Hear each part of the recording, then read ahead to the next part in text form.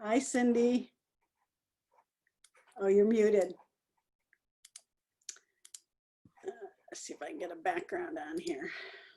How are you? I'm hanging in there. How are you? I'm good. I'm happy it's Friday. I always look forward to the town halls. And I see that Sarah sent some things that I think the video of I was just opening it, so. Yeah, and it's long, but it is the history of Juneteenth. It's a talk that I gave last Sunday, Yeah. and it's now being aired across many channels. It's going to be on a few independent television stations in California. And So you're good with us sharing the link, and are you going to show the video? Is that the goal? We're going to screen share and show it? I mean, I can. Can you? I can. Sure. Okay. Yeah, I just wanted to clarify how you wanted that to go. Yeah, so I wanted to first just give people a moment to reflect. How has all of this information been hitting you? And to let everybody just have a moment to do that. And I asked John to start in case it was quiet. And what I was going to ask is for people to put it in the chat and to speak so that we could just keep something running. Mm-hmm. And then I was going to introduce that today is Juneteenth, and then show the video, and then chat with people from that. Comments and okay. Yeah. Sounds good. Let's see. I'm gonna monitor the waiting room. So, Sarah's here, so I'll get her in, and then I'll watch for John. I have to run and get some water and get myself set up, so I will be right back. Okay. Okay. Well, I probably should change my name.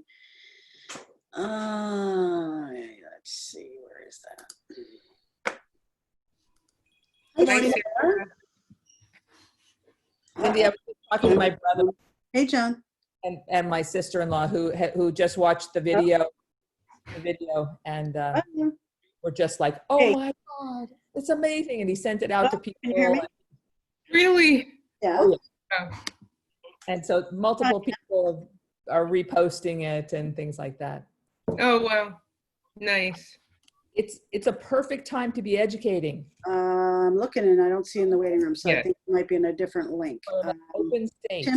Tim just sent out an email less than an hour ago, or about an hour ago, with so check that link and try again to watch for you. Is yours hot water or tea or coffee? Okay. Hot water.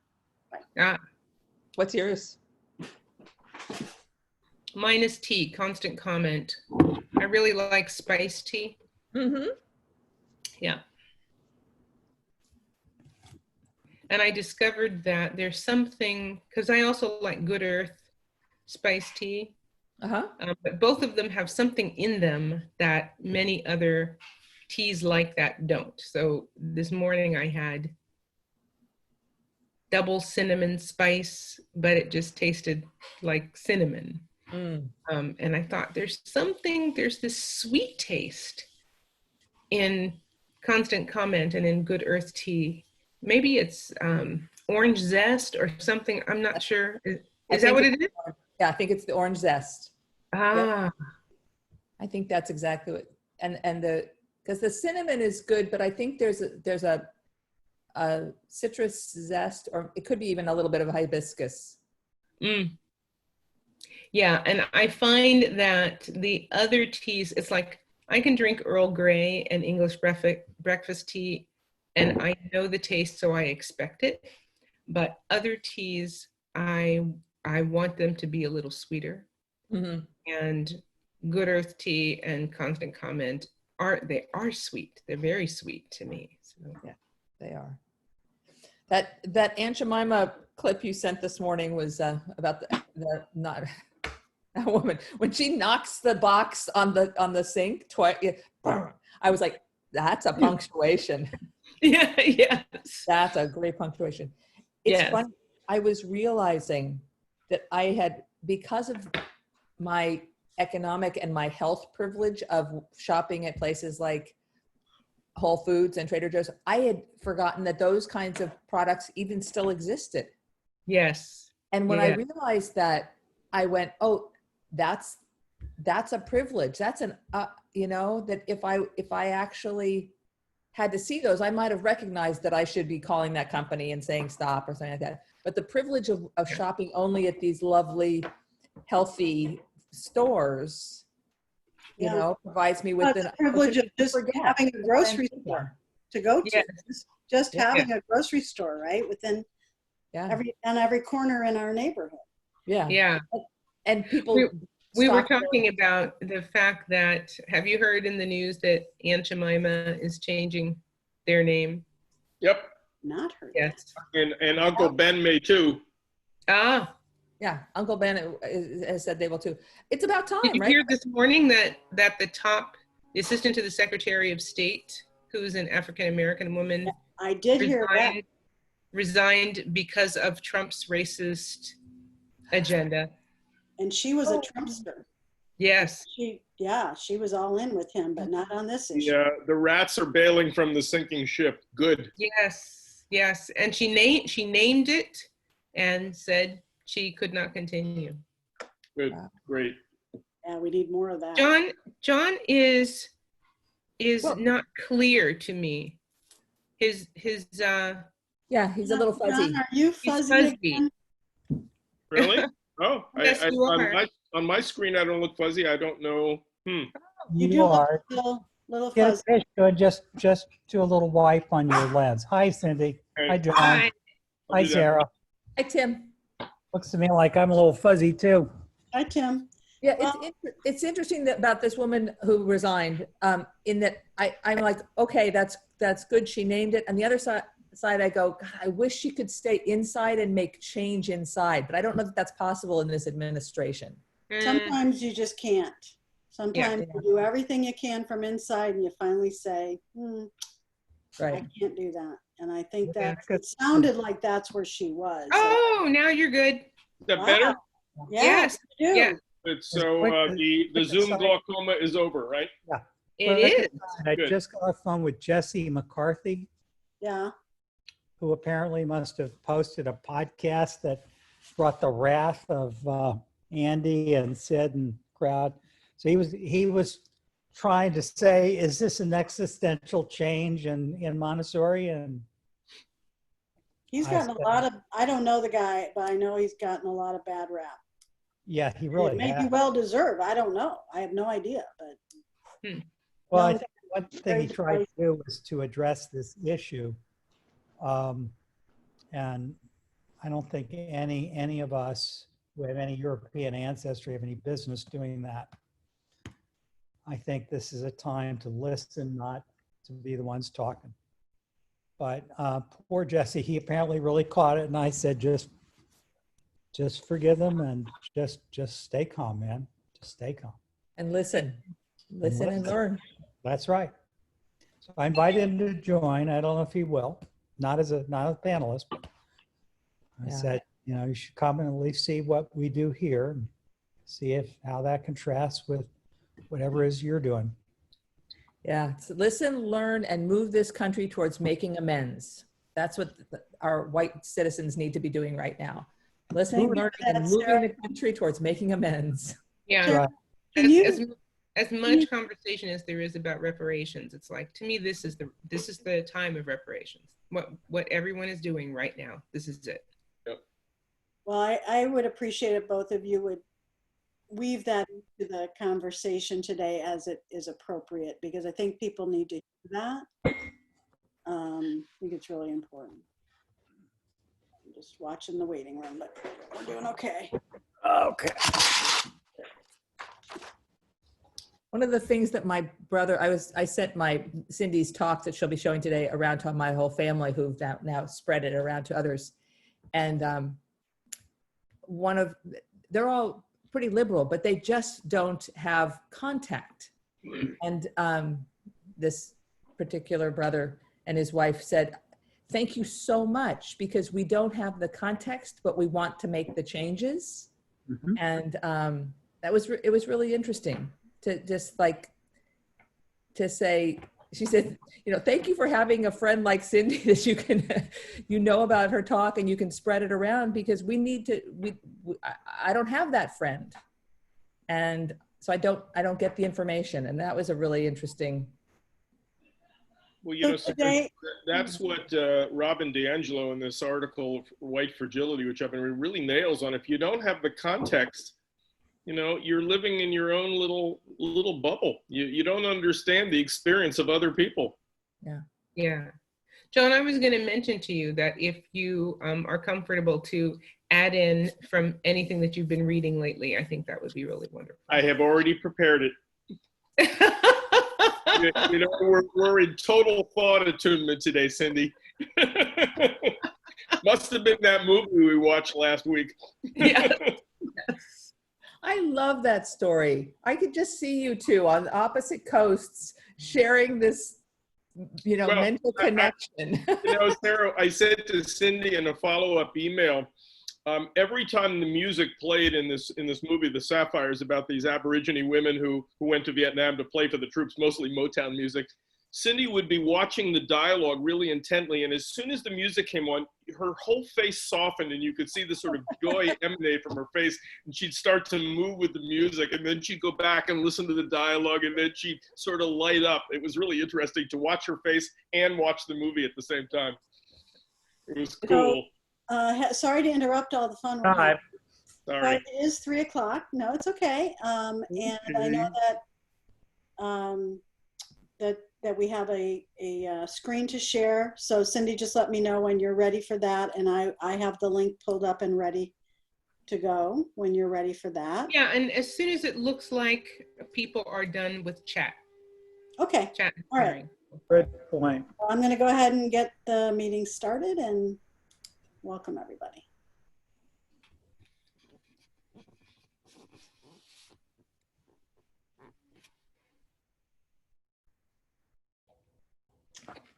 Good afternoon. Good to see everyone. Happy Friday. Happy Juneteenth, which we're here to talk about.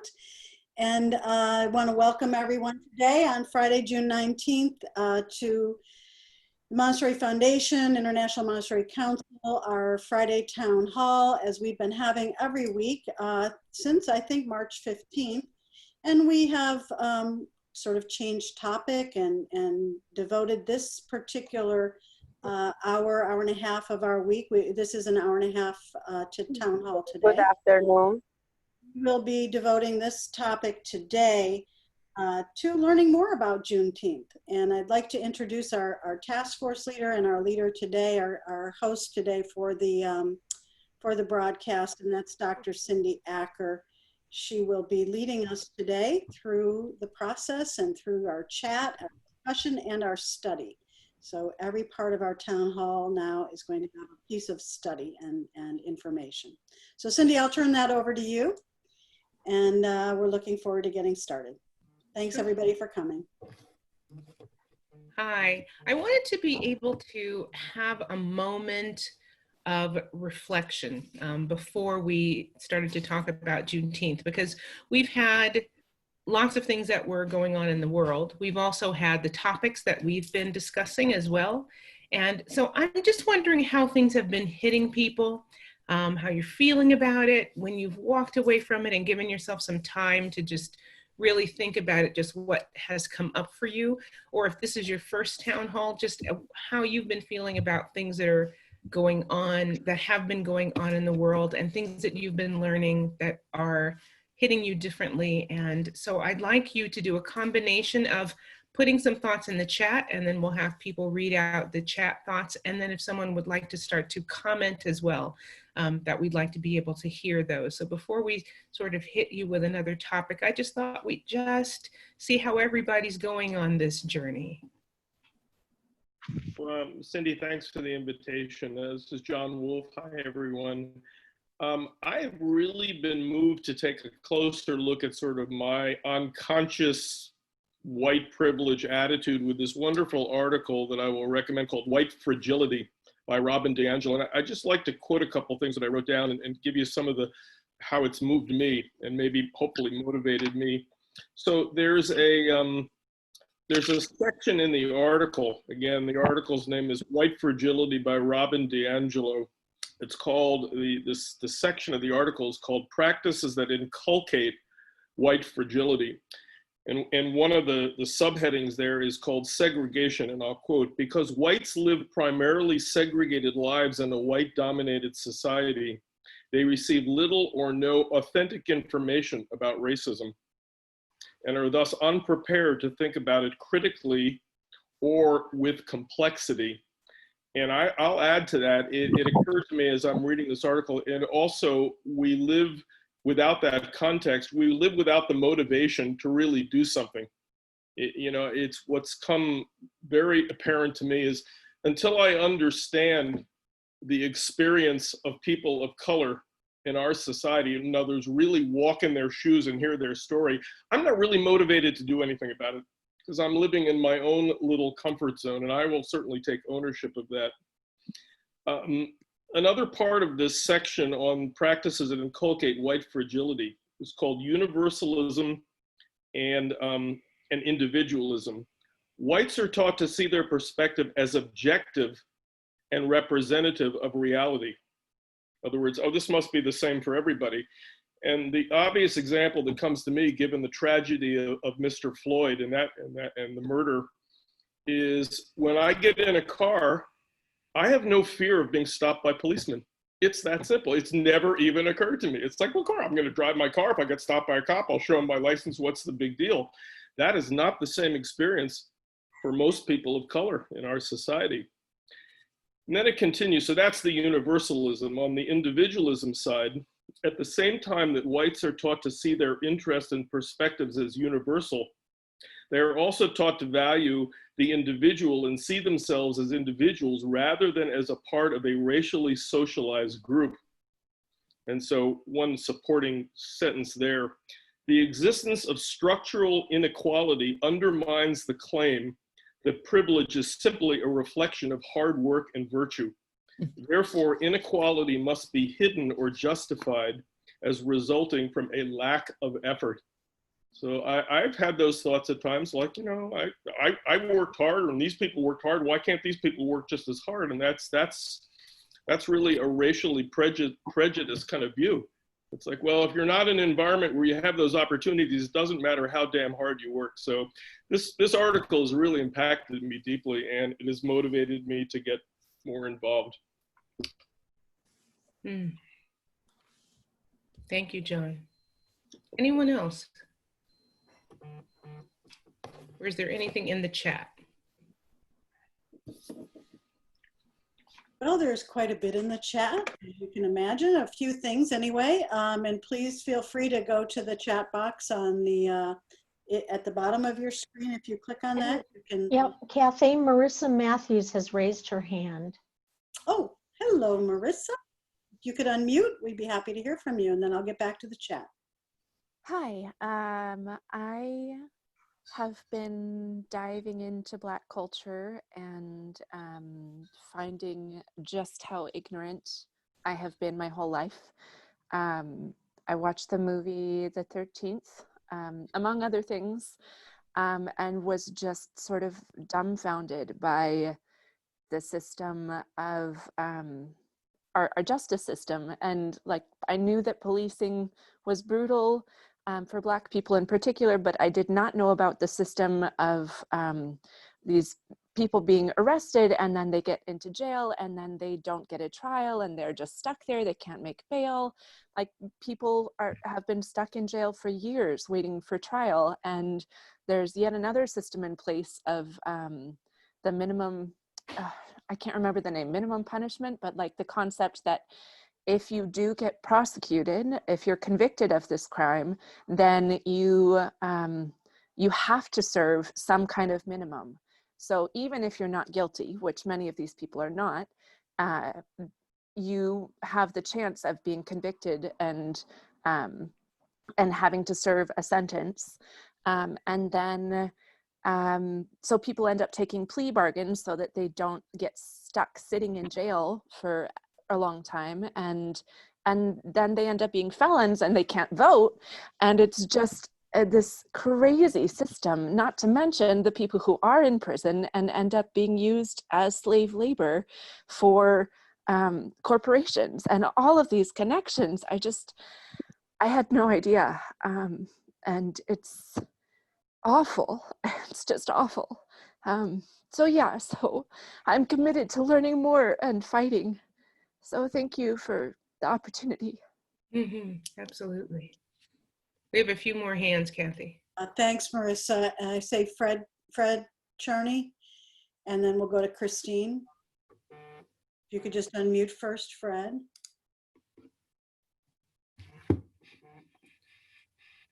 Oh, still not hearing you.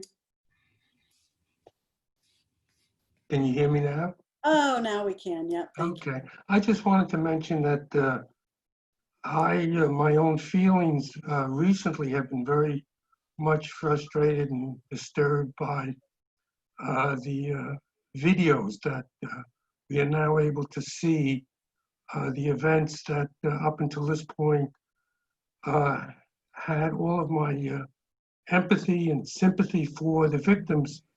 But it was only now recently that I've been able to see the brutality and the viciousness and a lack of care toward another human being that has been on the TV now relentlessly. So it's put me into a different situation in that even though in the past it's been more of an intellectual compassion and sympathy, it's now more visceral. And that's going to stay with me for a long time, long time. Thank you. Christine, did you have your hand up? And then I'll go to Michael. See your hand up? Mm-hmm. Cindy, I found myself having a response and a reaction this week as a mom with the latest murder of Mr. Brooks in Atlanta. And yes, seeing the video is horrifying. But I recalled what you had said, I believe last week, about having the conversation with your son. And I've had so many other friends who have told me about the conversation that they had to have with their sons. And I thought, as a white woman, I've never had to have that conversation with my child. Of course, I worry about her like any other mother, but I haven't had to worry about her systemically being abused because of the color of her skin. And then I woke up this morning and one of my first thoughts before I turned on NPR was, I wonder whose son was killed last night. And that level of I don't know, I just, I don't know how to describe it, but that's what I wanted to share with you. And thank you for being vulnerable and sharing everything that you have.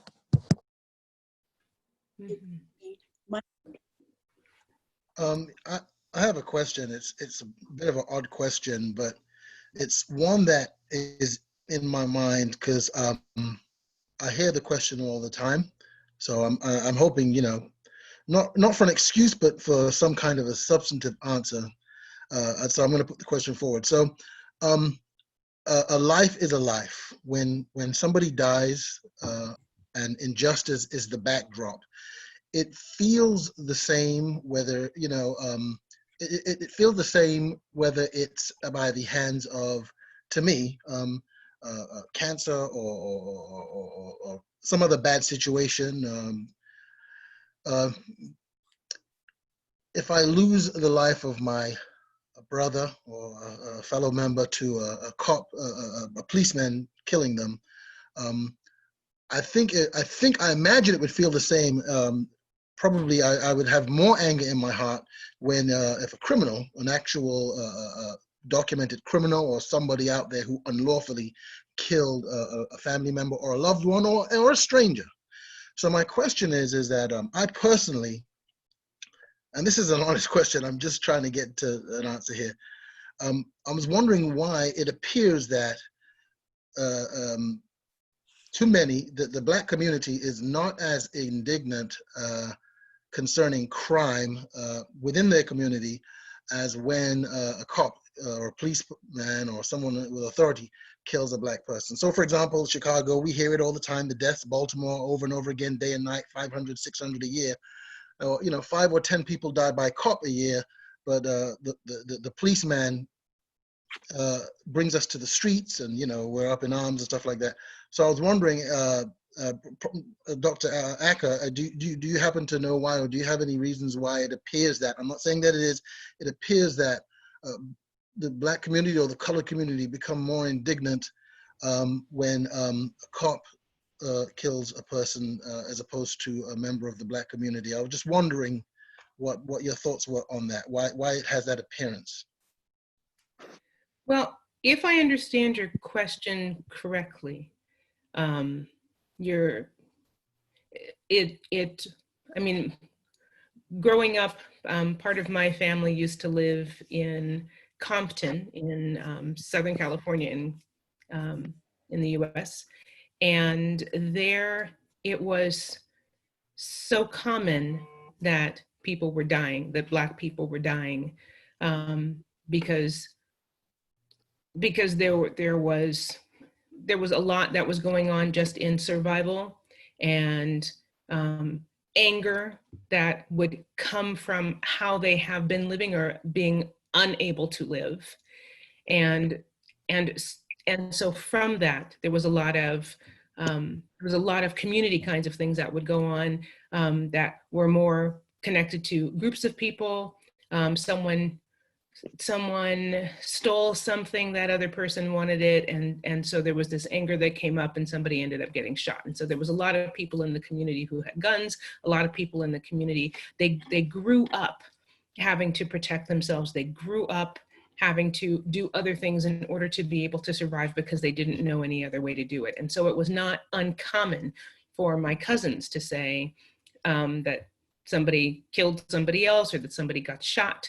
And it wasn't that we didn't feel the upset over it. It was that it was so constant. It was all the time, every day. I cannot tell you how many stories I know about people who they ended up getting hit by a train, but it never made the news because they were just this other Black guy, but everybody kind of knew that someone tied their foot so that they were stuck on the train track and then the train went by. I mean, that was an everyday kind of occurrence. And it wasn't that we didn't think anything of it, we did, but there's this time when it's just death after death after death, that it becomes something that is just very common within the community.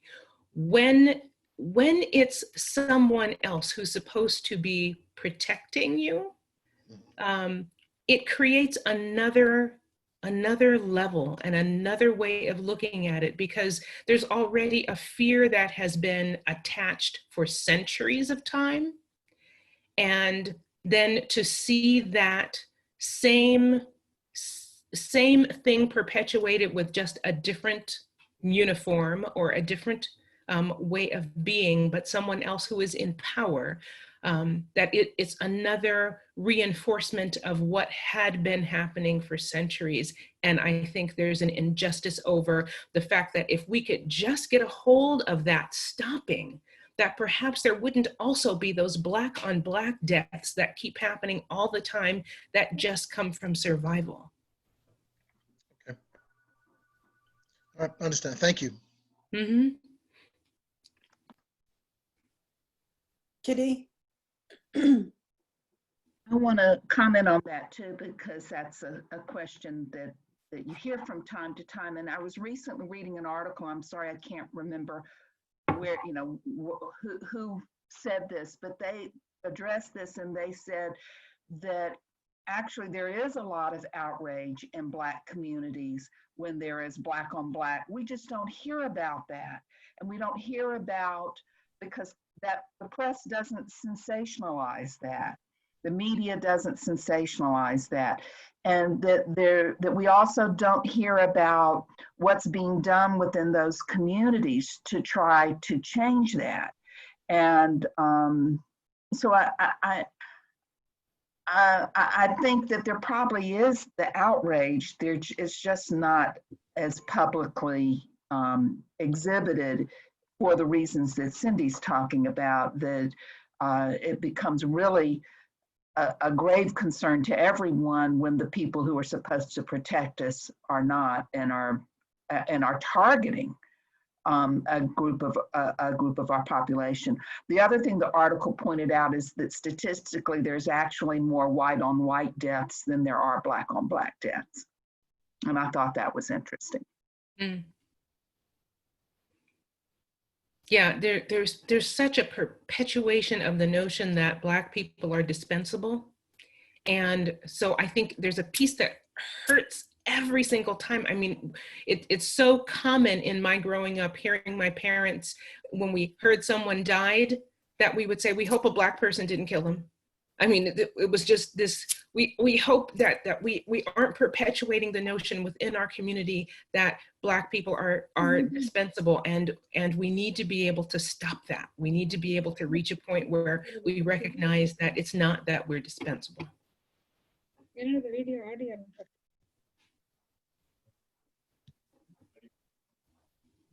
Was there a comment? I thought I heard someone unmuting. I think that was a child. Oh well, children are Someone unmuted.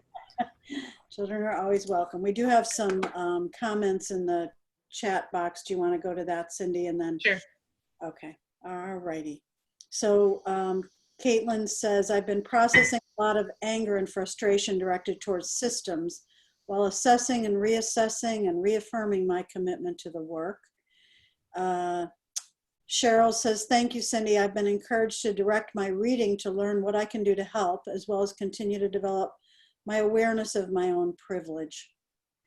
There's a couple people commenting about white fragility that John had referred to, because it's not just an article, there is a book, and we have put that in the book list a few times as well. So just to be aware of that. Tim says the documentary, The 13th, is available on Netflix. So for those of you who are interested in that. Mercedes shares reading. Oh, go ahead, Tim. I'm sorry, I'm pretty sure it's Netflix. It could be Prime, but it's available on one of those two services. Okay, great. And that was something that had been shared earlier, I think, from Marissa. So thank you for that. Mercedes says reading, donating, listening, amplifying, seeking, crying, raging, feeling powerless, feeling powerful. Going back to pedagogy of the oppressed, going forward to how to be an anti-racist, rating white kids. I'm exhausted and can only imagine how exhausting it feels to be to live being a BIPOC in the US. And I think that needs a moment of silence, because we can't imagine. And we try, and thank you for your words, Mercedes, on that. Stephanie says, I'm thinking about how I wish I have done more to look at why there are so few people of color in my circle of the Montessori community and in all the places I have worked. Eileen, I need to learn so much and increase my vocabulary, but also need to act, but where to begin? Here. Thank you, Cindy. Thank you for providing this for us to come and learn and have it be a safe space for us to learn and grow and make mistakes. Mm-hmm. Thank you for that. Marissa shares, and this is a thought, and I'm happy to take this further. She says, I attended a talk with Britt Hawthorne just before this town hall, and she had excellent things to say about how to incorporate anti-bias, anti-racist philosophies into education. She is a Montessorian and nationally recognized equity educator. Could we invite her to talk with us? So that's something that we can add to our list. Sure. And of course, she has done a lot of work on this issue already, as many have, and we don't claim to be reinventing the wheel at all. I think there's lots of room for lots of voices. Monica Johnson says, I'm a mom to 7 children, 6 of them adopted. 4 of my sons are Black. This has been a 17-year journey for me as a mom, but a 400-year journey for my children. 400 years. This is hard on my children. Generational wounds are incredibly raw. I grieve. I grieve alongside my kids. And I've always had conversations that maybe other white moms haven't had with their children. But now things are revealed, coming to light. I am here. I am listening. I'm working alongside as my children lead. Mm. Thank you, Yeah. Mama. May I say something, please? Yeah. Please, Michael. I'm sorry, yeah. I was watching a documentary 2 days ago with my 14-year-old daughter and Arlette. She's the owner and director of Montessori Village Academy. And the message, the show was called "I'm Not Your Negro." It was about James Baldwin, the writer and poet and author. It's on Amazon Prime. And there was an excerpt from 1963 of a woman saying very seriously, she was very serious. She said, you know, the Lord forgives murder and the Lord forgives adultery, but he will not forgive race mixing. And you should go watch. It was amazing. You know, there were lots of powerful parts of the show, but she said that, and I looked at her, and she was serious. She was being interviewed, and she wasn't joking. She was dead serious that the Lord forgives murder, and that the Lord forgives adultery, but he can't forgive, or he won't forgive race mixing. And she was serious. And then I looked at the date at the bottom, and it said 1963, and I thought, wow, that's 7 years before I was born. This young lady is speaking here. So 7 years later, I'm born. All right. So now I'm a little baby and she's maybe 33. And then, you know, I'm 10 and she's 43. And then and so on and so forth. And her feelings didn't go away because of the civil rights movement. They didn't end that day, or when the Arkansas 5 were let into school, or when other integration acts of integration occur. Maybe people change, but I doubt it ended for her that day. And what I'm trying to say is that, you know, racism, we look at it and it seems like this far-fetched black and white, people being hosed, German shepherds and Alsatians biting people in black and white. But no, it was in our generation. It was in my lifetime. It's in my lifetime.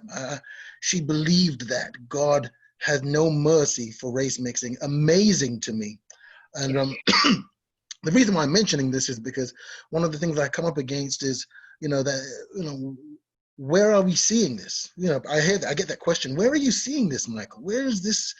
Where this speak of racism and inequality? I don't see it, but it's very much in our generation, you know. And I'm glad that people change, and maybe she did change, and maybe her whole block and her whole city changed, but for her to have that insight, that thought process in 1963, when I was not born yet, I ask myself, you know, did she drop it 7 years later? Did she pass it on to her children?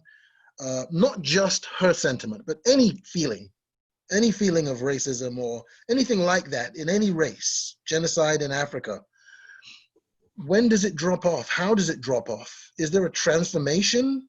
What makes people sensitive to the fact that that need not happen? What needs to take place in a person's life training?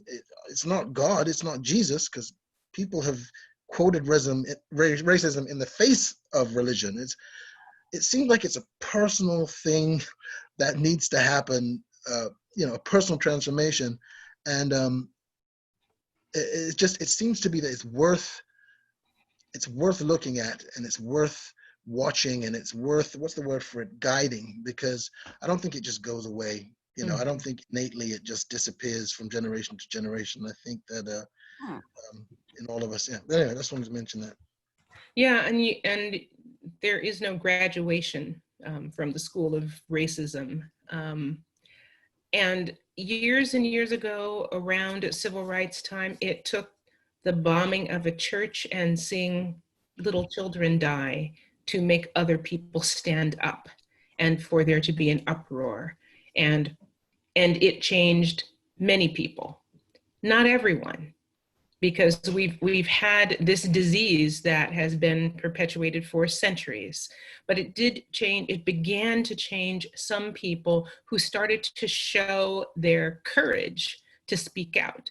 And then more people started to speak out. And this time, it was what what we've been able to see on the news just recently that has made people upset because they saw it, because they had to look at it, and it brought up the reality that we've wanted to just squash, that it's a one-off every time we see something or when somebody says something. It's just a one-off.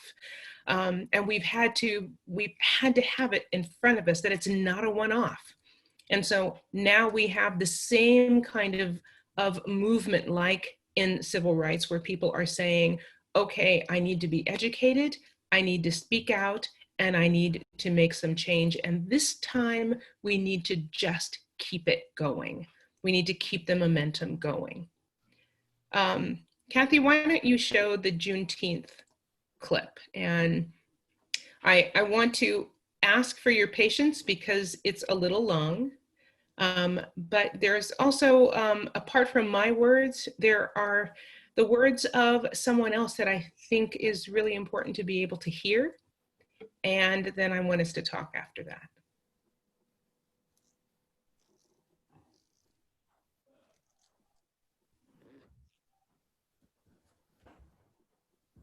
I just want to share that there's an expression that says, heart work is hard work. And so as we have been looking around it and feeling all of the things out in the world right now that have to do with racism, I want to remind you that this information that has to do with Juneteenth is reflective of heart work in understanding that is hard work. So Juneteenth is a holiday that many people celebrate now around the United States, and it is one that I have struggled with for a long time because I don't consider it a celebratory day. It's a difficult day for me. And so I want to give you a little bit of information about the history behind Juneteenth so that you can understand where I'm coming from.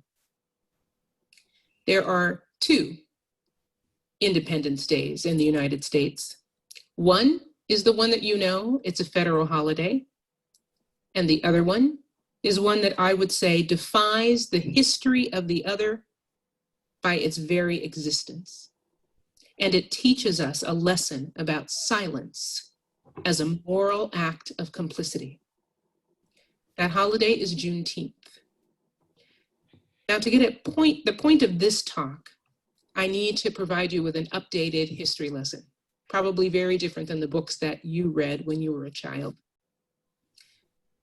From 1619, when the very first slave ships came and landed from the coast of Africa to Jamestown, Virginia, to when soldiers arrived in Texas to enforce the Emancipation Proclamation in 1865, slaves were used to build what is now known as the United States.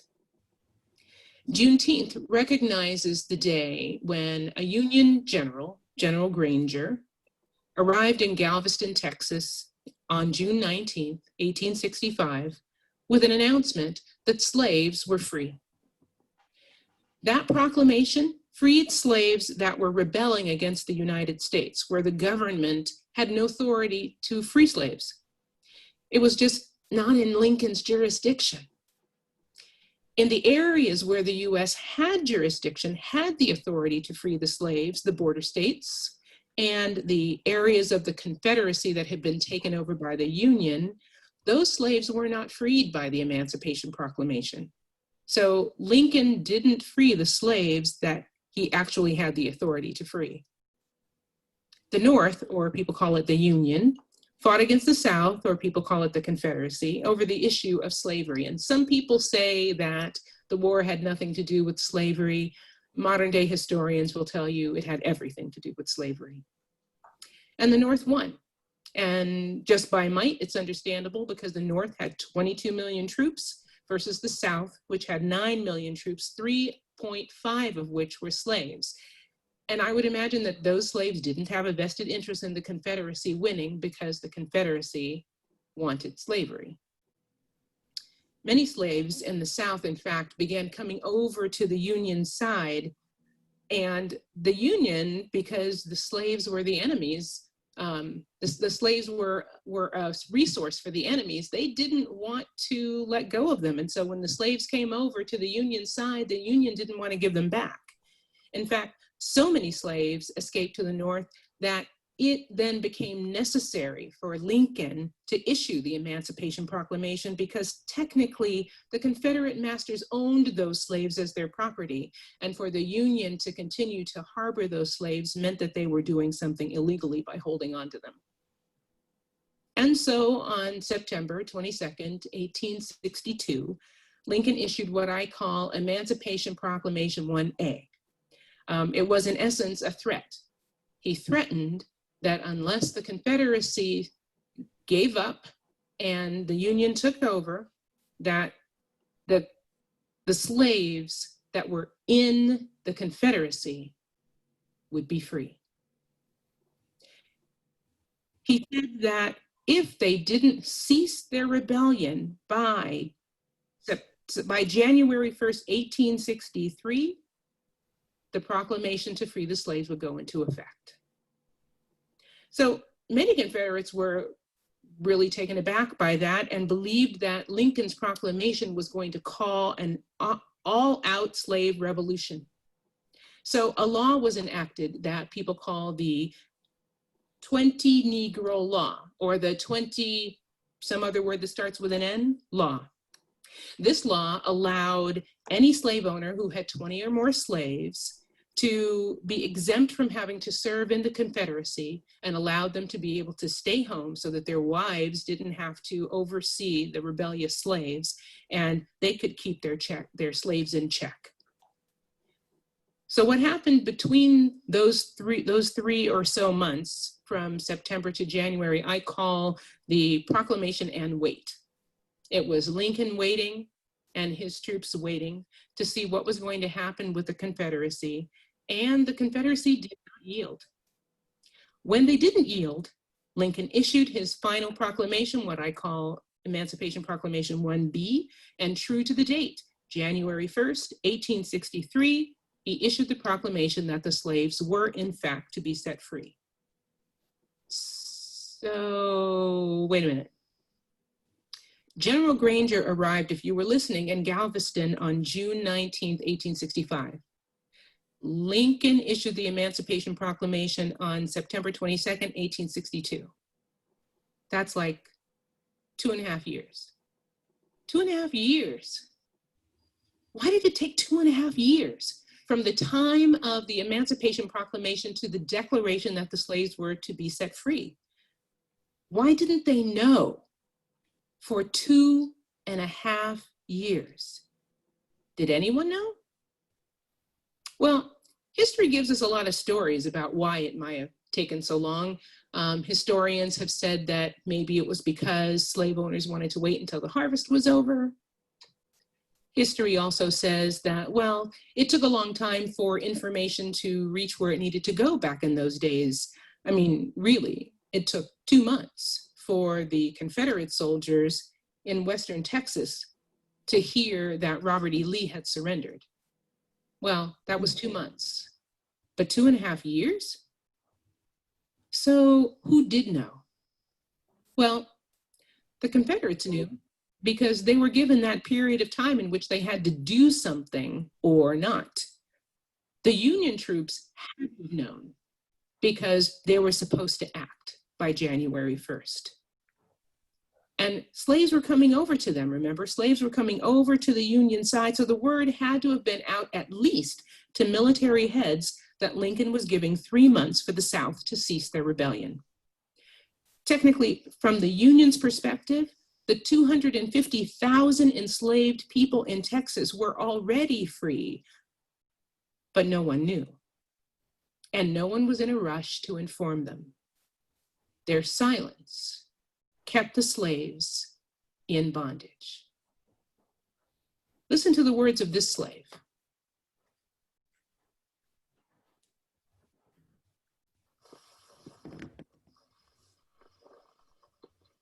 Talk for who? Well, just tell me what your name is. My name is Fountain Hughes. I was born in Charlottesville, Virginia. My grandfather belonged to Thomas Jefferson. My grandfather was 115 years old when he died. And now I am 101 years old. That's no. Well, I couldn't go to nobody's house without I have a note or something from my master. And if I had that pass, I was what we call a pass. If I had that pass, I could go wherever he sent me. And I'd have to be back. And when whoever he sent me to, they'd give me another pass. And I'd bring that back so to show how long I'd been gone. We couldn't go out and stay an hour or 2 hours or something like that. They send you. Now, say for instance, I go to the Shirley's place, I'd have to walk.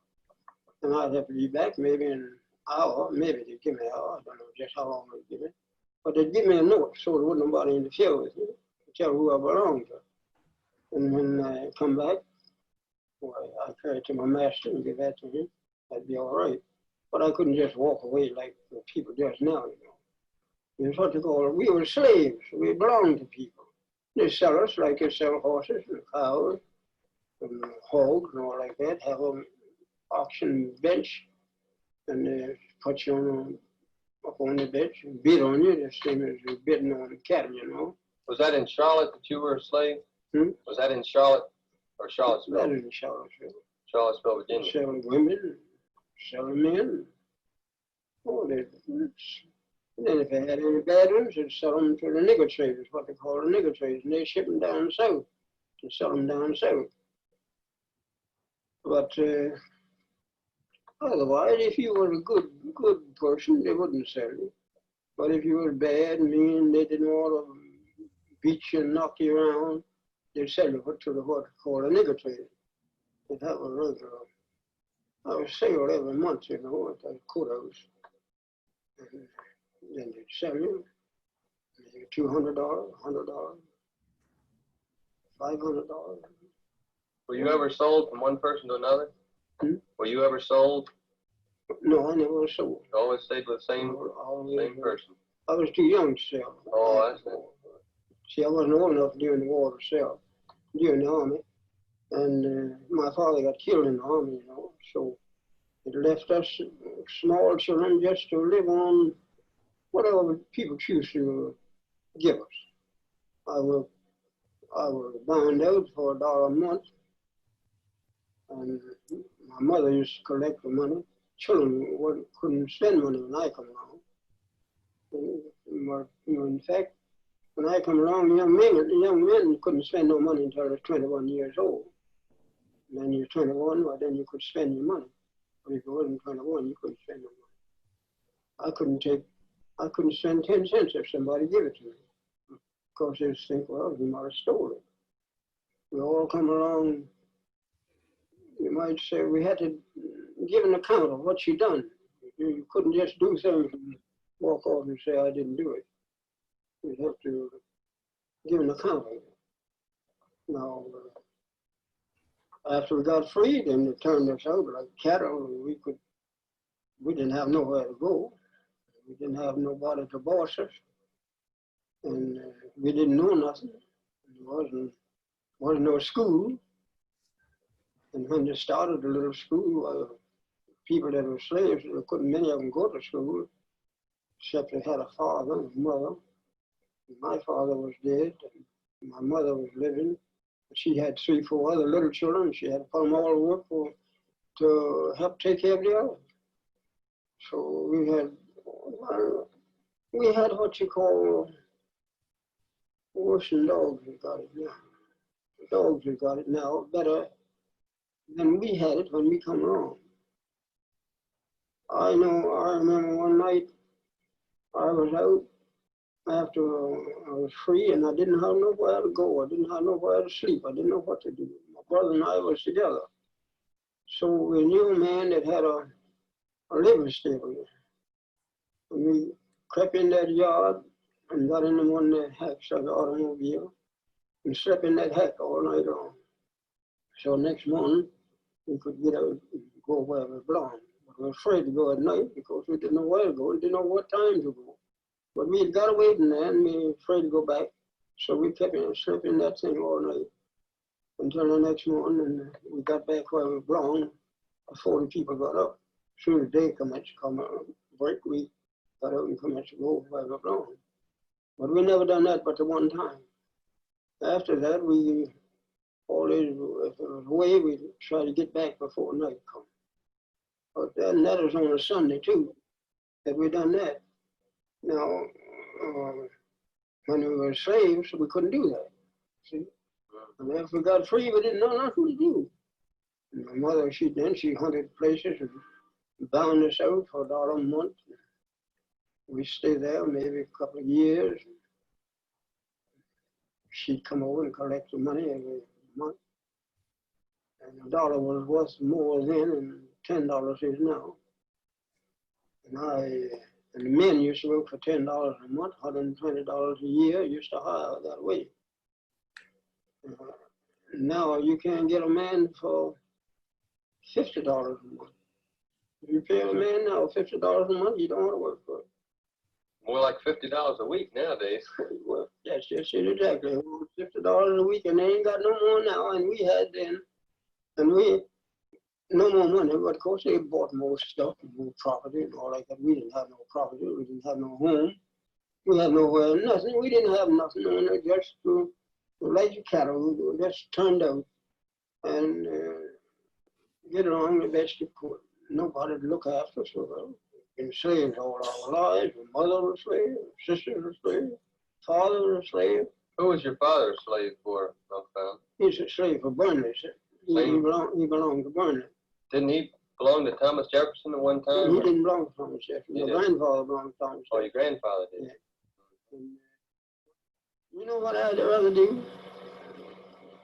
If I thought, had any idea, that I'd ever be a slave again, I'd take a gun and just end it all right away. Because you're nothing but a dog. You're not a thing but a dog. Can you imagine what it is like to have to wait for freedom? For these slaves, it wasn't 30 months. It was hundreds of years.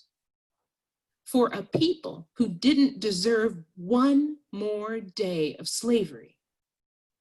To me, I would say that 2.5 years of silence, 2.5 years of complicity, 2.5 years of not knowing is cruel and unusual punishment. It's like the 8.4 minutes of wait for Mr. George Floyd. And that wasn't the only silence. According to historian James Smallwood, many slave owners deliberately suppressed that information until after the harvest, and some of them even beyond that. As late as 1868, or 5 years after the Declaration came out, there were reports of enslaved people who didn't find out about their freedom until their slave owners died. And despite the announcement, Texas slave owners, they weren't eager to part with their property. And so some slave owners who were so opposed to the Emancipation Proclamation that their former property were going to be let go, that when freed people started to leave, slave owners beat them, lynched them, or just all out murdered them. They would catch freed slaves swimming across the Sabine River and shoot them. So silence is a scary thing because silence can be used as an affirmation. Mm-hmm. Silence created an affirmation and an acknowledgement that it was right and appropriate for humans, Black humans, to be beaten, to have their children taken away, to be pregnant and lynched and have your baby torn from your body. Silence gave way to those actions. Silence gave rise to strong segregation laws, Jim Crow laws, which were not abolished, believe it or not, until 1968, a century later. These laws restricted when, where, and how formerly enslaved people could work and for how much. It required segregated waiting rooms, segregation in buses, segregation on trains, for water fountains, in hospitals, in restrooms, in elevators, in building entrances, in cemeteries, at amusement park cashier windows, in swimming pools, in jails, in residential homes, and, oh yes, from living in white neighborhoods. Silence kept Black Americans from being considered citizens. Birthright citizenship was initially limited to white people. In 1790, the nation's first naturalization law came into effect. It stated that free white persons could gain citizenship if they lived in the US for 2 years and had good character. Black Americans could not. African Americans, after legislation, a fight for legislation, gained the right to citizenship in 1866. The Civil Rights Act of 1866 provided all persons born in the United States, not subject to any foreign power, excluding Indians, not taxed, are hereby declared to be citizens of the United States. That is when the birthright citizenship became law. By that time, it had been a few hundred years that African Americans had been and worked in the United States. And it wasn't until the early 50s and 60s that that citizenship was also included the right to vote. The ultimate tragedy, Martin Luther King Jr. said, is not the oppression and cruelty by the bad people, but the silence of the good people. Gandhi said, silence becomes cowardice when occasions demand speaking out the whole truth and acting accordingly. And similarly, Dr. King said, there comes a time when silence is betrayal. Our lives begin to end the day we become silent about the things that matter. Silence was the tool imposed to carry out some of the most atrocious deeds to humankind. It's a very painful kind of silence because it removes one's voice, one's spirit, and one's life. It is perhaps why Mr. Floyd cried out, hoping that someone's voice would save his life. I went to a rally last week, and there was a woman there, young white woman, who was wearing a t-shirt. And her t-shirt said, I will no longer be silent. I will not stand by and watch you die. It just hit me. We have followed a lesson of silence. We have stood by in silence, day after day, for hundreds of years, while others have been oppressed and while others have died. And now, right now, it's time for us to gather our courage and to lift the gag order of oppression and to be silent no more. So my challenge with Juneteenth is that I see it more as a day of honor and reflection and remembrance than how other people see it as a day of celebration. I'm grateful for the abolitionists who fought for freedom, Black and white. I'm grateful for the slaves who were eventually on a semi-political route toward freedom from bondage. I'm grateful that it was seen that people should not have the privilege to have a God-given right removed from them. However, for me, Juneteenth is a strong reminder that when we are silent, we become partners in the restriction of freedom. When we are silent, we become partners in the perpetual acts of racism. When we are silent, we become partners in the perpetual acts of injustice. When we are silent, we become partners in the perpetual loss of life. To sit silently by, to sit silently by, to be a silent bystander is to be morally complicit. It's to be morally complicit in the actual act itself. And so silence is complicit. So if I celebrate anything about Juneteenth, I celebrate the fact that it teaches me of the importance of no longer being silent. It teaches me of the importance of all of us speaking out for justice and for life. So if you'll join me in the affirmation. Thank you, Kathy.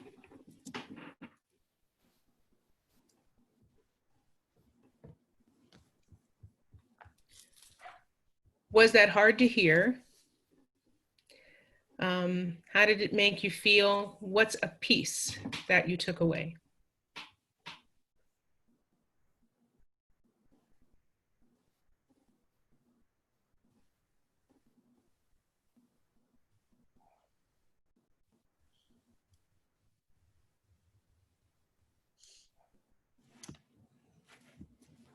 Everyone's silent.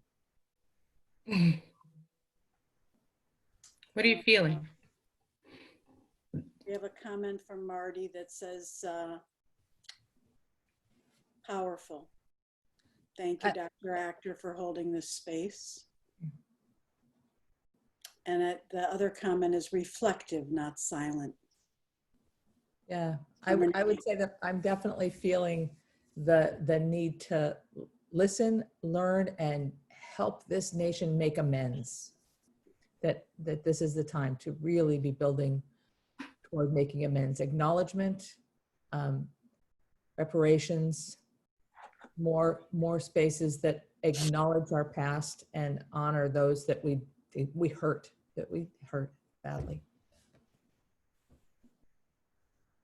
Kathy, I see another hand. Marissa, go ahead. Oh, you're muted, Marissa. Sorry, the space bar no longer unmutes, apparently. I was just thinking about how, like I've been unsilent with my family and unsilent with social media, but even something small, like I live in a neighborhood that's mostly Black. Like my direct neighbors are Black families that we're close with, but just putting out a sign with my kids that says Black Lives Matter is a way to express that we stand in solidarity. Like I am sick, so I can't go out and be part of the protests, but I can at least do something small like that. Like, and there are small ways that we can be not silent, and that kind of, I want my 6-year-old to know that we are not silent. Like we stand up for our friends. We stand up for all people, especially the ones that need our help. Thank you, Marissa. We do have a couple other comments. Nicole, silence no more, she says. And Caitlin says, I could not believe it was 24 minutes. It was a profound 24 minutes. Gail says, I like the I will not stand by and watch you die for not only a t-shirt, but a yard sign. I could do a yard sign. It's time to speak up, silent no more. Jody says, to hear that man's voice was powerful. It was not that long ago in our history, and it seems longer. Thank you, Dr. Acker. Yeah, I think it's really important to, my mother was a teenager when he was recorded. I'd never really absorbed the fact that my mother in her growing up years was surrounded by people who had personal experiences of slavery. And that was like, this is not ancient history. This is not old news. This is modern occurrence of things that have to be stopped. Yeah, I will say that that one is not a one-off. If you go to the Library of Congress, there are many slave recordings that you can listen to, or if you Google slave narratives, there are many written dialogues, including letters back and forth from slaves to their families, that are in the archives that give you a sense of the reality of what happened during that time. If anybody sees any hands up, let me know. Otherwise, I'm going to go back to comments for a minute. Perlissa McFall says, Dr. Acker, thank you for your powerful explanation of Juneteenth. You presented in a better way than I do. So it must be someone else who presents this. So we'd love to hear from you. Mercedes says, I understand the reasoning behind Juneteenth being a day of reflection and not celebration. I learned about Juneteenth from Blackish. Kathy, Stephanie Pullman has her hand up. Thank you, Tanya. Stephanie, welcome. Stephanie, if you could unmute, because I can't see you. So just go ahead and unmute. There you are. Hi. Can you hear me? I can. Dr. Acker, thank you so much. I mean, honestly, what I feel is like a real deep, deep sorrow. And the voice of that man really has made me think. Like, I've went to a lot of school, you know, my schools, my camps were liberal. And I never heard anything like that before, and I don't know why. And one of the things that he said was the description of like just being freed and then just let go, and like, now what do we do? No education, no nothing, you know, and now we're supposed to just go and live our lives. And it just makes me think the same thing is happening now in our prison system, where people are, you know, kept for however many years in prison and then not taught or given any plan or help or mentoring or anything. When they get out of prison, and we expect them to just get back right into life and do what? So it just feels there's a lot of work to do, and I'm sorry that it's taken this long. Yeah. I will say that one of the reasons why I wanted to share that light of Juneteenth is that there is this mentality about acceptance that I think many African Americans still are dealing with, where if you, my father's family were house slaves, my mother's family were field slaves. So my father's family was considered the slaves that should have been happy because they were in the house and they didn't have to deal with some of the things that the field slaves had to deal with. So, that was the mentality that they grew up with. Not that there was an injustice going on, regardless of where they were, but that they should be accepting of that. And I get the acceptingness of the freedom, but there's an injustice that underlies it. And for some of the slaves who opted to stay on the plantations because they didn't have any place to go, some of them were still subject to cruel punishment, some of them not, but they still were not free.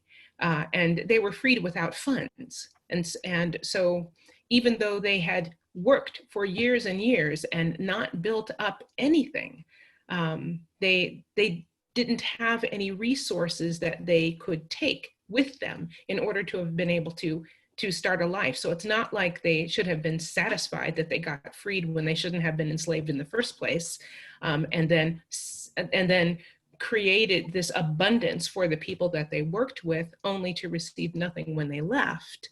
It's like, no, there's an injustice there, and there were so many bystanders who allowed that to happen.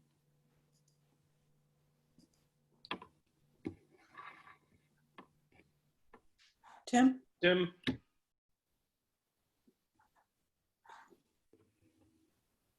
Sorry, there's so many thoughts. Cindy, thank you for what an amazing thing to share. I have two thoughts. One, just before this meeting, I was speaking with a colleague who is struggling with the question of what does all of this mean for him as a person of European ancestry. Is there a place for him in Montessori? or is this a momentary blip? And, you know, what could I tell him except be humble, open your ears, listen, talk, learn. Michael Bourne, by the way, called during this meeting. I have to call him back right afterwards. I also, during this meeting, got a call. And I want to tell you all about a conference. I've been asked to speak. I, of all people, have been asked to speak at the Montessori Association of Africa on June 27th, 12 o'clock South African time, which we have to calculate what that means is GMT, Greenwich Mean Time -2, but their topic is Colors of the World Racism. Cindy, I'm going to be putting them in touch with you and a lot of others. But Victoria was on briefly with us, the coordinator of the conference. I will be sure that we share information so that all of the people who are connected to the foundation, the IMC, are aware of the conference. And it's apparently going to be a virtual Zoom conference on that date. So I just wanted to share those two very, very different experiences. It's profound. Mm-hmm. Kathy, what else is in the chat? Thank you. So I have a couple of questions about the person who spoke. His name is Fountain Hughes. I did put it, and I'm about to put a link to his full talk and to Dr. Acker's talk in the chat box, so you will have that. Gail says, I learned from many places. One was fiction. The invention of wings by Sue Monk Kidd enlightened me about the re-education of slaves. Your comment about the 2.5 years of waiting for some could have been hundreds and hundreds of years to the enslaved struck a chord. How did it feel and how it still feels is very important. And there's many thank yous to you, Cindy. Thank you, Dr. Acker, for this presentation. Very powerful. Silence no more. As Montessorians, we have to do something. May our environments be examples of unity and peace. And then Nicole, who's on the call today, has quite a lengthy comment. Nicole, you might want to unmute and speak for yourself and tell us a little bit about your thoughts on this. And I have another comment from Margaret Strickland. I'll give Nicole just a minute if you do want to speak. Feeling profoundly moved by Dr. Acker's presentation. Thank you, Dr. Acker. I remember sitting with you in the fall of 2018 in Savannah and feeling like I was just at the tip of my learning on how to fully embrace the width of diversity in our community, as ours was mostly Black, white, racial, and socioeconomic. I sense that your school and ways of thinking went way beyond our conception of it in Georgia. Thanks for continuing to lead the way. We'd love to have curriculum resources for teaching our elementary students about Juneteenth and school-wide anti-racist resources. Any suggestions of where to start are much appreciated. And I'll just make a note before I turn it over to Nicole is that there's many resources in the chat box. People have been putting links in. Cindy, you might have some others that you'd like to add, and that we do have a task force that's getting up and running, and we will have a resource site associated with that where we can continue to share resources. So before I go to Nicole, Cindy, did you have anything to add to that? Well, I just put my email address in case someone wants some resources about Juneteenth. I'm really happy to share that. So. Terrific. Thank you. Nicole, are you unmuted?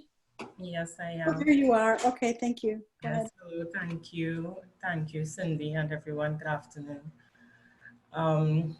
In listening to the different meetings and being part of it, I wanted to mention about the influence on the media.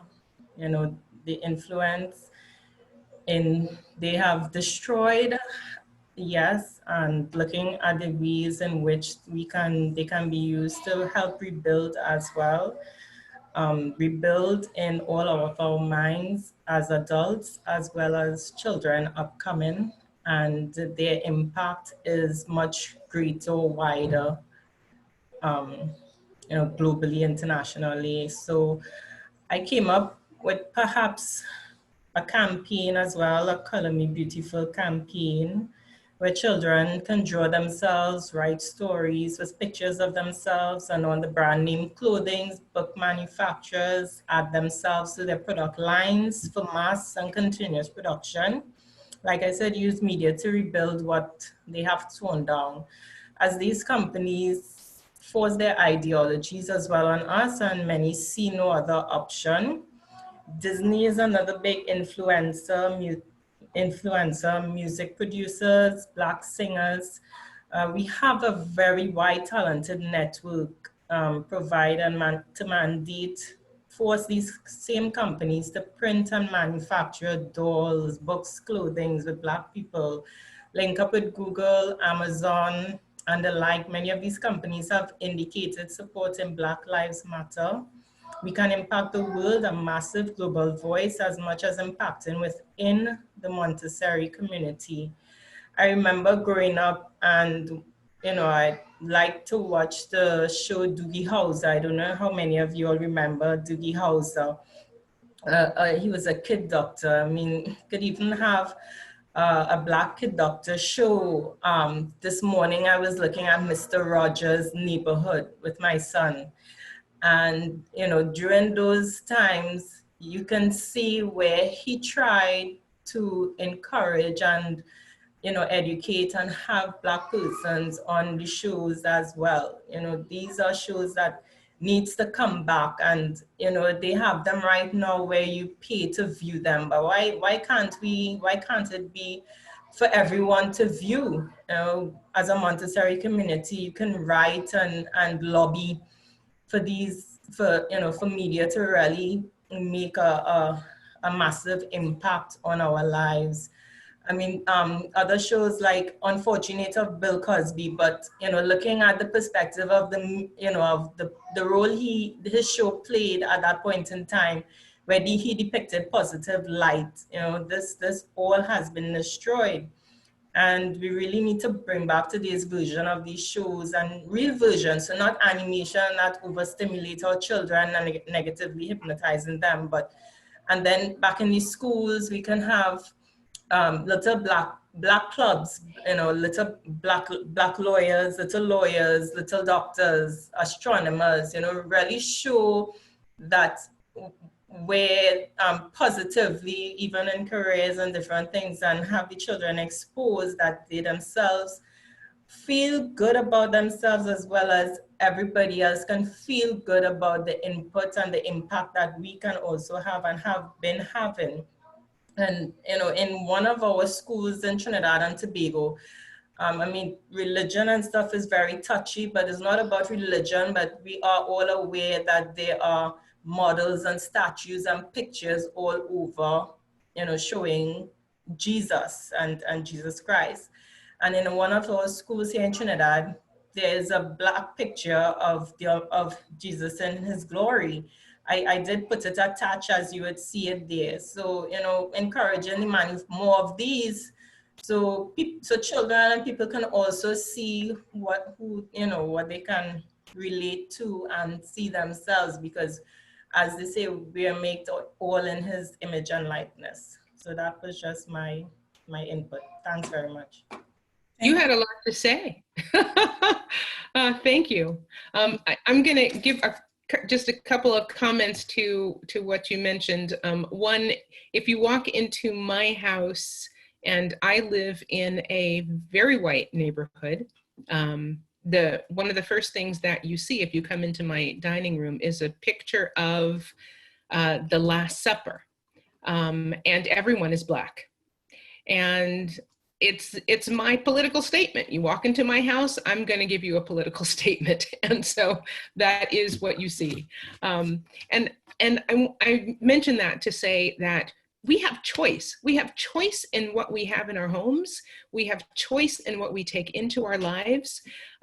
There's been this hidden treasure that we haven't known about, which has been the true history of Africans and African Americans and other people of color that has been hidden away very, very carefully.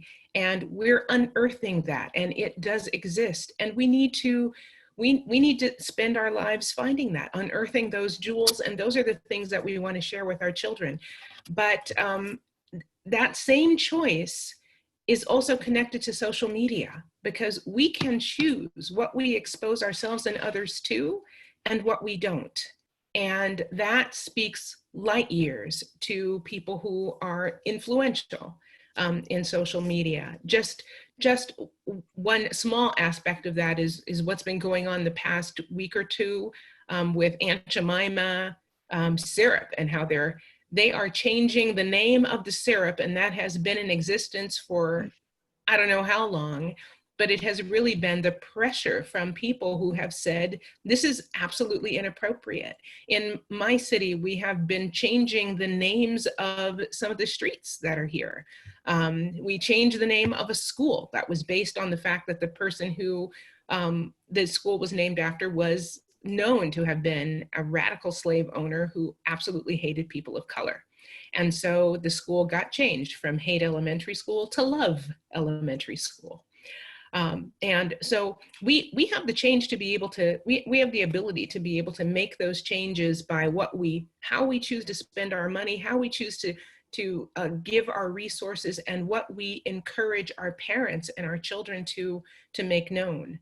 And those changes, those choices change things. And the last thing that I'm going to mention is, yes, the Cosby Show is now seen in a different light, but how much more do we also need to have family shows about families of color who maybe were not wealthy, like the Cosbys, but were fine people who led their children well, and speak to how they treated their families, and speak to the depth of their family history, and speak to their culture. It's like, I don't know much about the culture of the Cosbys. I don't know much about their Black culture, or how that may have manifested itself in their lives, but I'd love to see that in a show about an African-American family, about a Latinx family. I'd love to be able to see that. And we take those ideals of people of color, and then we put them in the framework of European America, and then make them a show or make it a movie. And it's time not to do that either. Thank you. Michael's next. Go ahead and unmute, Michael. So I have a brief statement question for Dr. Cindy Acker. Dr. Acker, thank you so much for that piece. It was incredible. It really was. I didn't even know that you could find that kind of that footage, that audio, but to hear that voice and to hear that person saying that was incredible.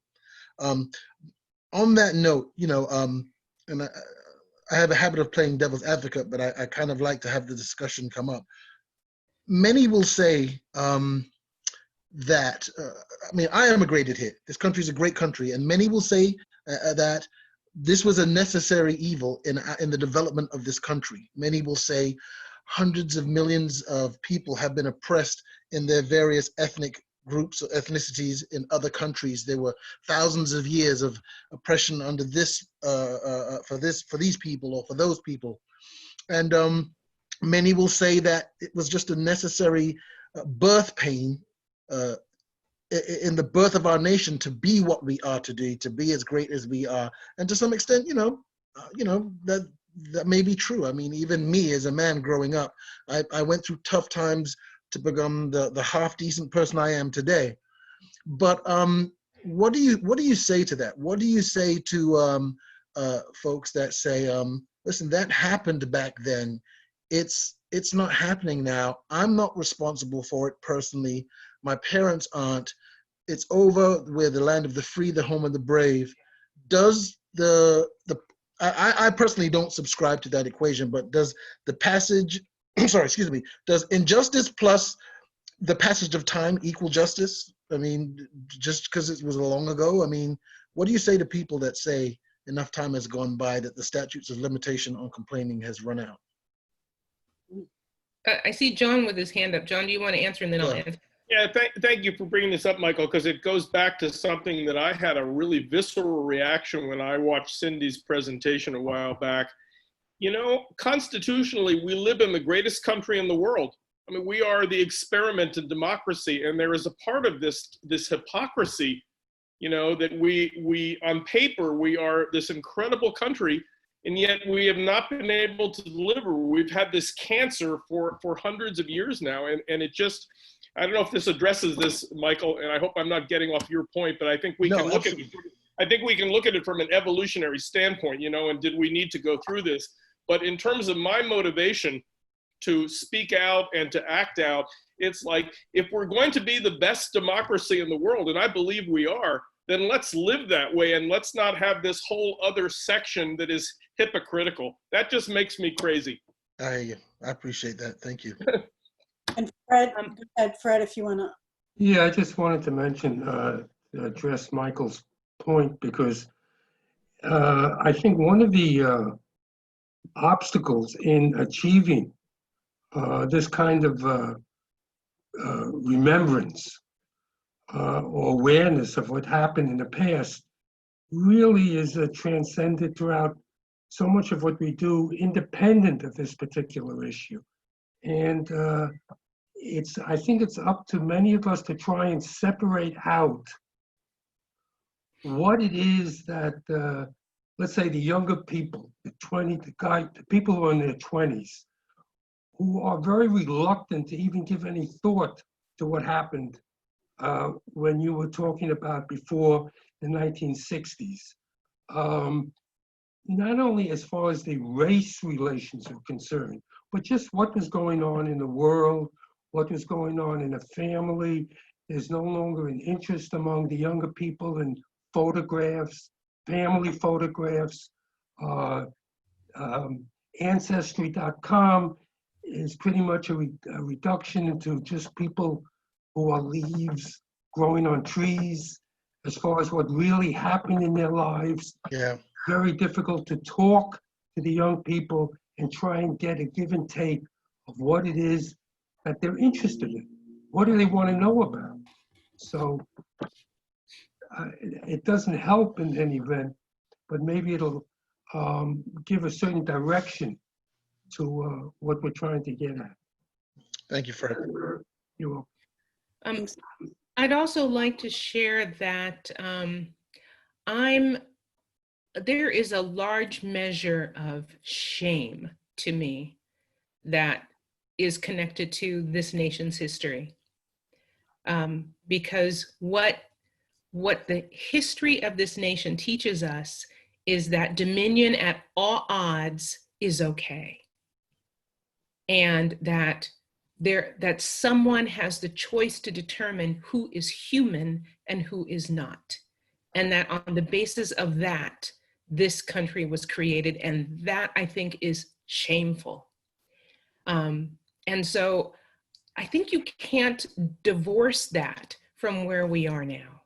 And it's not about continuing to complain that it has gone on. It's that we're still there. We're still there. It keeps popping up in various avenues and in various areas, and we just need to stop. And when we forget, then I think we give ourselves the ability to relive it. And I don't know if I've shared this before, but part of my family is Dutch. And one of the things that you know as a Dutch citizen is where the Dutch messed up.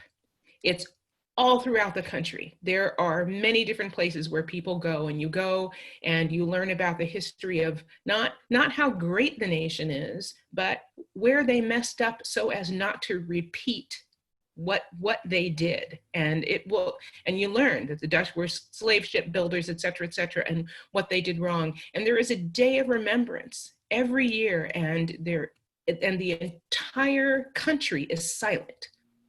And my relatives will even call me up and say, it's time. And I know what that means. It's time for silence. And it is to remember what has happened and to not go back. And it's when we have reached this point where we're not going back, where we're not regurgitating a really, really bad origin and really, really bad history, that we can stop bringing this up. But it still is living itself out, and it's costing lives, and we need to change it. Thank you, Cindy. We have just about 6 or 7 minutes left, and I have Lisa with her hand up. So Lisa, if you want to unmute. Thank Hi. you. I just had two thoughts, one with what Michael said and one with what Fred said. With Michael, with what you said is something I actually struggle with in every facet it presents itself, whether it's from one person saying to another person, we'll say, hypothetically, one of my teenage kids says to the other teenage kid, I've made it up to you, so drop it. From that all the way up to societies, whose job is it? Who's entitled to say, get over it? Who's entitled to say, move on? Who's entitled to say, and is it the person who doesn't want to hear about it? You know, do I get to say after I'm harmful to somebody else, I've heard you say I'm harmful, I keep being harmful, but I don't want to hear from you anymore. I'm not entitled to say that. I'm entitled to be accountable and to be held accountable anytime I'm harmful. And to Fred, or at least that's my struggle, but I'm not exactly quite about it either. To Fred, as far as kids go, I have 4, well, one's preteen. I have a 12-year-old son and 3 daughters between 13 and 17. And they are very engaged, and we have always been very engaged. And like I said, I'm not exactly, and nor have I ever been particularly quiet. I don't give them the option. I mean, they are engaged and they are interested, but I don't give them the option of whether or not they are going to be a part of a lot of things. I mean, there are things that it is up to them to take on as they get older, but there are also some things I don't give them the ability to opt out of. I mean, we watched a movie, a couple were doing a 21-day challenge, which is minimal, but we're not great at patterns, so I figured it was a start. And they can pick what they do within the 21 days. They may not pick not to do the 21 days. They may pick short things, they may pick long things, but they are going to do them because it's their responsibility. And I just see that as our responsibility to society and to each other, and they benefit from a lot, and they are looked at with the responsibility to contribute and to do a lot. So that was all. Thank you, Lisa. Sarah? So I'm reminded of the, and we've all had them, apologies that come with a but.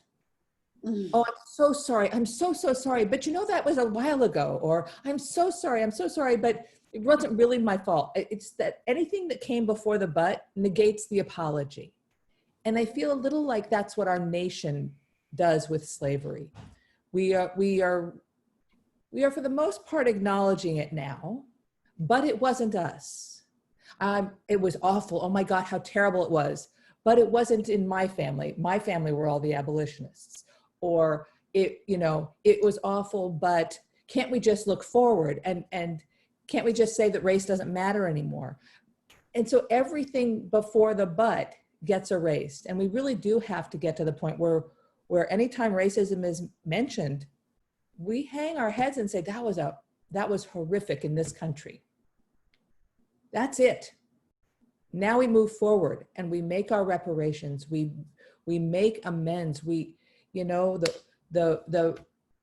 bank account on what was promised to those slaves at freedom of 40 acres and a mule was not paid on time. It wasn't paid at all.